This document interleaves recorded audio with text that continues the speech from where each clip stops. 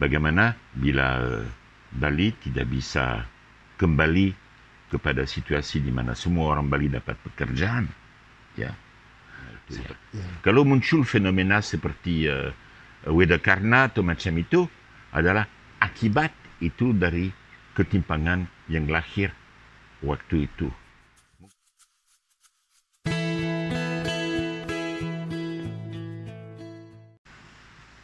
Netizen Indonesia kali ini mempersembahkan topik di rubrik Bali Blow tentang prospek eksistensi seni budaya Bali pasca pandemi. Maksud saya, sekarang kan solusinya adalah pameran virtual, pentas virtual. Ini apakah mungkin ekosistem baru tersebut yang serba virtual itu mampu menyelamatkan perkembangan seni budaya Bali?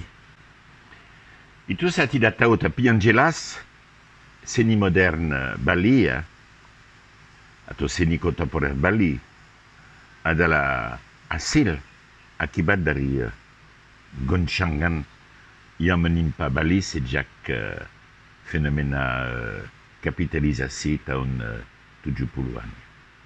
Ya, maka mau tidak mau ada perubahan di dalam struktur ekonomi, dalam struktur demografis, itu ada dampak, ya. Dan selama ini orang Bali sebenarnya tidak sepenuhnya beradaptasi, ya.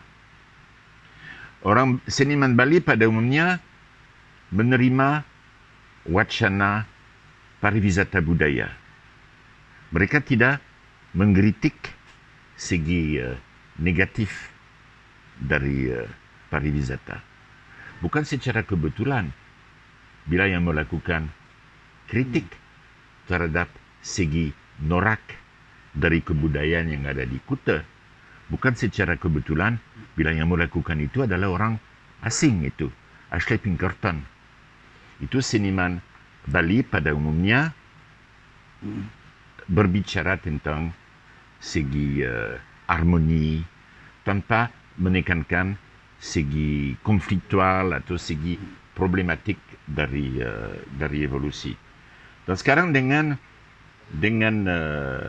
pandemi ada goncangan baru, ya, karena tidak hanya fenomena perubahan di kota, tapi seluruh Bali kena, ya.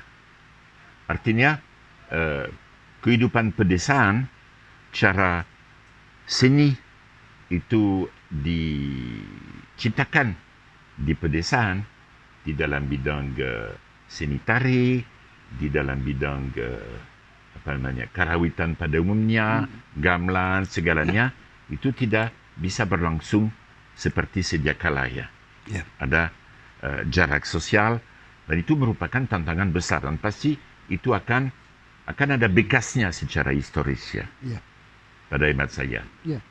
Jadi kelompok seniman yang lahir di era milenial, seniman akademisi, seniman yang biasa main internet online mungkin tidak terlalu masalah untuk beradaptasi. Tapi audiennya, terutama untuk audien kerawitan di desa-desa itu bagaimana? Tapi sih ada sih transisi untuk adaptasi itu. Misalnya orang suka nonton tayangan cengblong di televisi, beli kasetnya, kemudian tayangan ngereh gitu, tarian Rangno dan Barong tuh, calon arang rutin ditayangkan di televisi, Harjo juga. Tapi kebutuhan untuk langsung melihat pentas berantariksi itu tidak kan ada. Itu masalah karena sekarang memang ada keterpecahannya. Kalau kaum milenial itu sekarang dia sudah melihat ke global, gitu, ya. Tidak masalah. Tidak masalah. Artinya fenomena akar, fenomena memori tidak jadi masalah untuk dia. Dia semakin terpisahkan itu dari agraris Bali, ya. Tapi untuk keberlangsungan agraris Bali, di situ memang kita ada masalah karena dia ada goncangan, tapi untuk direspon itu sulit sekali karena kondisi pandemi, ya. Memang di tempat tertentu orang bisa nonton ada Gares, ada Dharma Wacana, ada Cengblong, ada macam itu Televisi. di pedesaan. Itu masih merupakan semacam adaptasi ya. Tapi ada yang total itu terganggu memang oleh fenomena pandemi. Cara orang melihat maut berubah, semua harus ditunda, itu penggabenan, itu upacara juga dibatalkan atau ditunda. Dari sudut adat memang merupakan satu goncangan yang luar biasa ya. Akselerasi dari modernisasi. Pemirsa, kenapa konteks dari pertanyaan saya, karena Jong Kuto sudah banyak menulis tentang perkembangan seni rupa, baik di Bali misalnya tentang Lempad, Wiyanto, kemudian Museum Agung Rai, Museum Puri Lukisan. Karena itulah saya merasa kontekstualitas dari pertanyaan saya bahwa bagaimana prospek seniman Bali, terutama seniman tradisional ya, yang tinggal di desa untuk beradaptasi dengan kondisi pasca pandemi nanti. Jong, saya ingat mesti referensi Jong ada. Dulu seniman-seniman di pedesaan itu kan 50-50 atau lebih besar dia hidup dari pertanian, sedikit sebagai katarsis, hiburan dan upacara di seni. Kemudian datangnya pariwisata, mereka berubah, meninggalkan pertanian, lebih banyak di kesenian, ke hotel, mengajar, bikin sanggar. Tapi setelah pandemi, wacana kembali ke pertanian kan muncul. Tapi lahan kan sudah berkurang. Sedangkan solusi seniman di desa, saya kira harus kembali seperti dulu, bahwa lebih banyak 50-50 lah di sawah, di ladang, 50% di kesenian. Kembali itu loh. Tapi sekarang kan persoalannya sudah terbiasa mereka meninggalkan sawah, sebagian besar seniman. Sekarang harus balik, sawah sudah tidak banyak. Gimana tuh, Jo?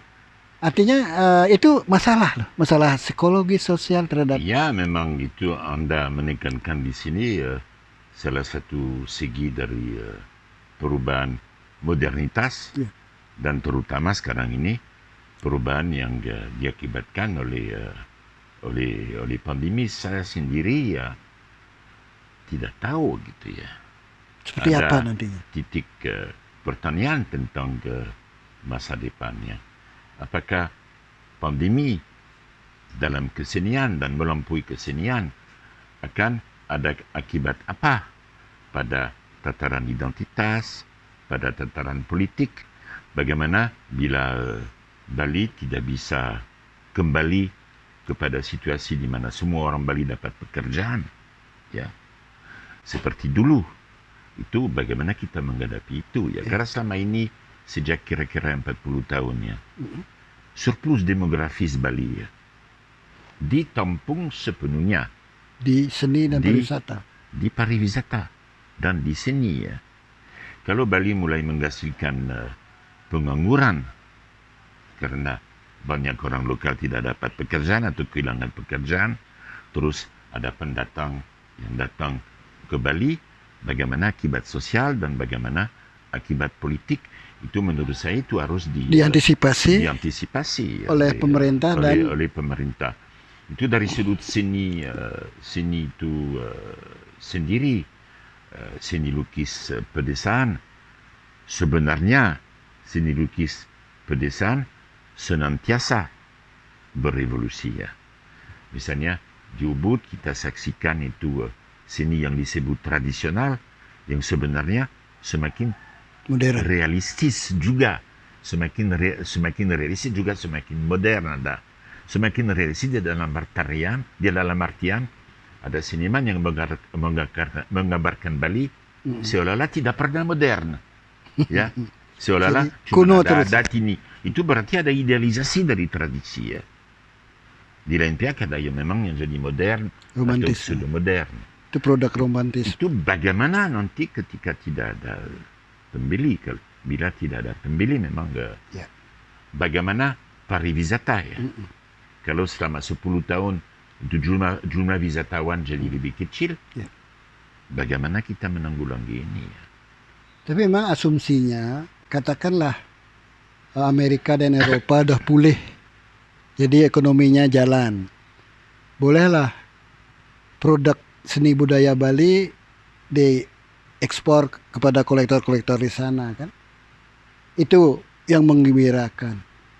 Tapi adanya prediksi bahwa Indonesia penanganan pandeminya yang dianggap amburadul malah diprediksi akan menjadi negara yang paling belakang mampu mengatasi dampak pandemi. Ketika negara Cina dan Amerika sudah maju, sudah bisa bergerak, kita belum. Itu yang menyulitkan nanti. Boleh saya kasih pendapat di sini ya.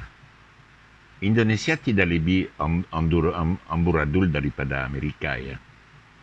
Mungkin Cina ya.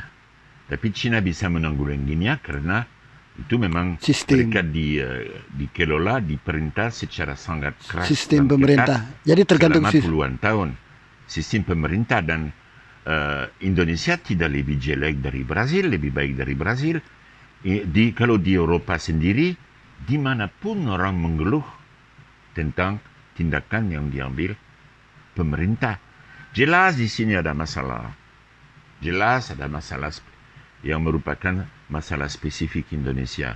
Jelas pendistribusian dari vaksin merupakan satu masalah.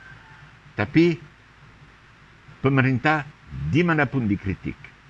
Jokowi pun dikritik. Siapapun presidennya. Dan siapapun presiden. Pasti dikritik. Memang orang memanfaatkan ini untuk ngantam gitu ya. Dengan tujuan yang lain ya. Tapi tidak lebih buruk ya dari negara seperti Indonesia. Jadi klaim beberapa aparat pemerintah bahwa penanganan pandemi Indonesia tidak lebih buruk itu sungguhnya ada benarnya lah. Menurut saya ada benarnya itu. Saya baca berita tentang Prancis, orang tidak mau divaksin di situ. Demo besar-besaran. Demo karena liberté, artinya kebebasan yang lebih-lebihkan sebagai tujuan itu. Ya terkait itu yang emang di Indonesia relatif terdeteksi kemudian tertangani rencana-rencana demo terhadap penanganan pandemi.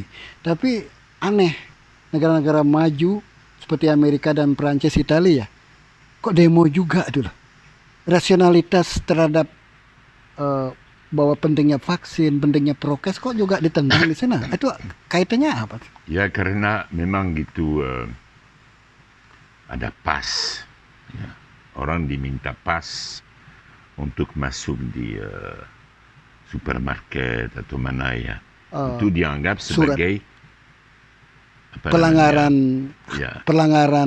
pelanggaran terhadap kebebasan bergerak itu. Ada kemutlakan kebebasan jadi lebih penting daripada tanggung jawab sosial itu.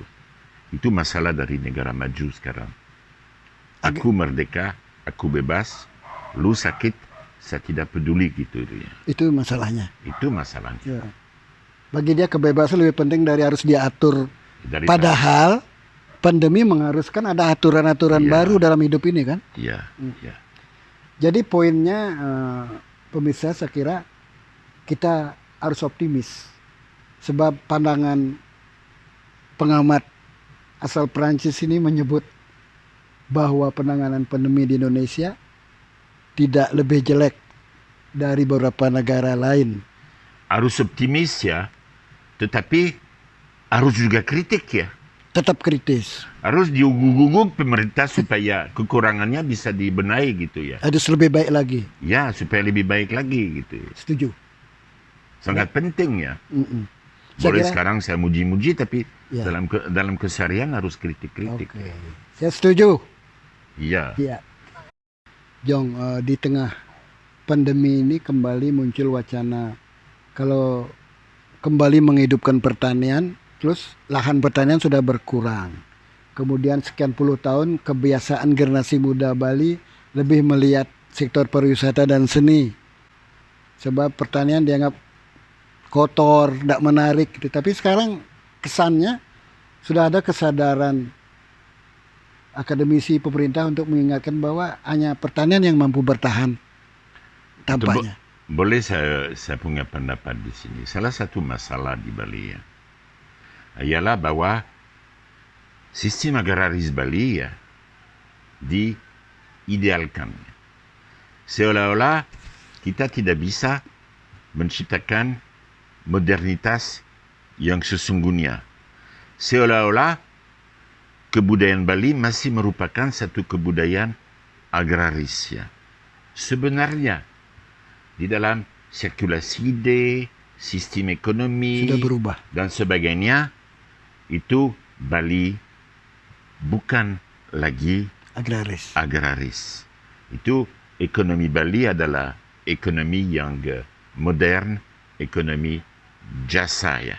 Kalau kita terus menekankan bahwa jiwa Bali adalah agraris, kita lebih sulit mengambil tindakan penanggulangan. Itu harus buka mata terhadap evolusi historis.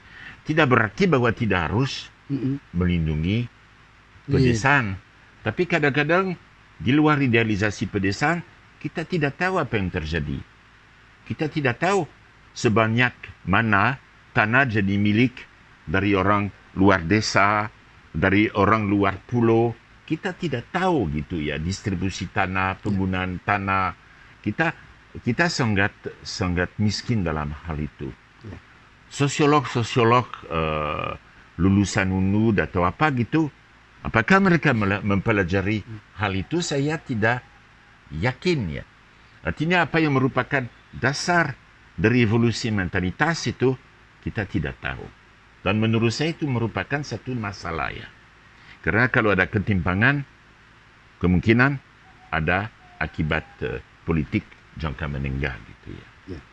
Terutama melalui agama. Maaf kalau saya kritik ini. Ya, tema ini kalau saya kutip Profesor Dr. Wayan Windio, dia bilang ini sebab pemerintah cenderung lebih menganak emaskan kaum kapitalis yang masuk ke pariwisata Bali. Tidak ada perlindungan terhadap intervensi terhadap sektor pertanian. Boleh saya kasih perintah, tapi sudah lama sekali.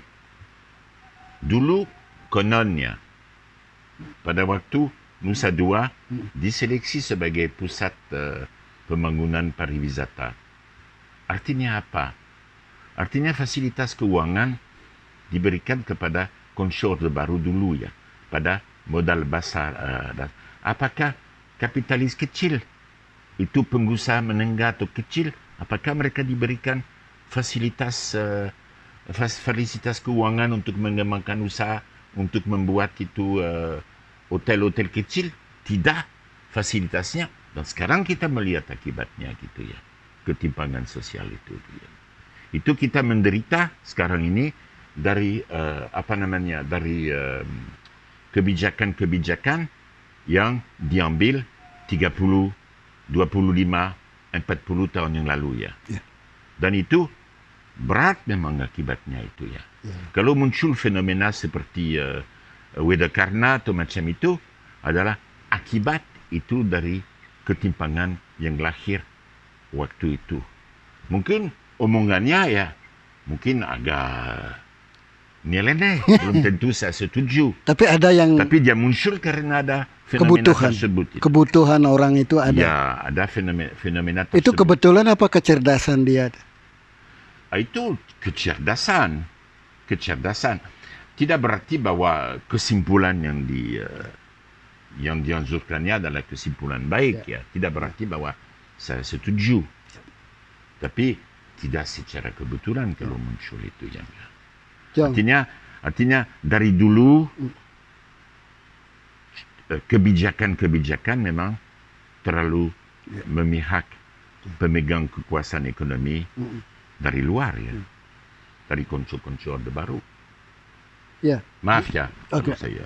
Jong, satu lagi tentang ini dampak pandemi terhadap pariwisata Bali kan sudah benar-benar kolab, habis, udah nol pariwisata Bali, income-nya. Misalnya pendapatan Kabupaten Badung yang mungkin 80% lebih tergantung dari pariwisata. Kalau ini sudah 2 tahun hampir, kalau pariwisata tidak mampu pulih, saya lihat pemerintah pusat sangat pontang-panting untuk menggairahkan membangun pariwisata. Ini satu kabupaten menjadi babak belur, mungkin sekarang napas sudah tidak bares lagi gitu. Dulu Bupati bares gitu, sekarang tidak bares lagi. Memang kita beruntung, relatif beruntung bahwa masyarakat Bali masih utuh, masih persatuan lebih ditekankan daripada perbedaan, apalagi perbedaan konfliktual gitu. Kita masih beruntung bahwa masyarakat Bali masih polos ya, karena memang masalahnya ada ya.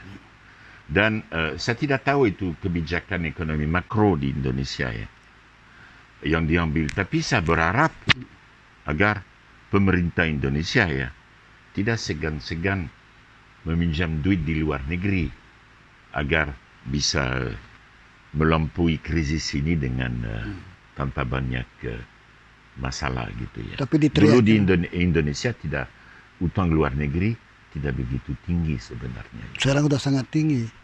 Yang penting bisa bayar. Dibandingkan Jepang, dibandingkan Prancis, dibandingkan Amerika, Belum sebesar. tidak sebesar sebelum krisis 30%. Kalau sekarang 40% tidak besar. Jadi lagi-lagi jadi lagi-lagi persentase utang Indonesia terhadap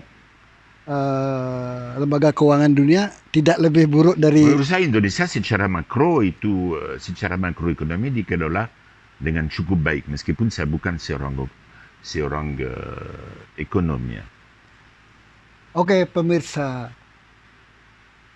netizen Indonesia, demikian bincang-bincang kita dengan Jong Kuto, seorang pengamat sosial budaya yang sudah lebih dari 40 tahun tinggal di Bali. Kita akan ketemu dengan tema yang lain di kesempatan lain. Sampai ketemu. Udah lihat dong.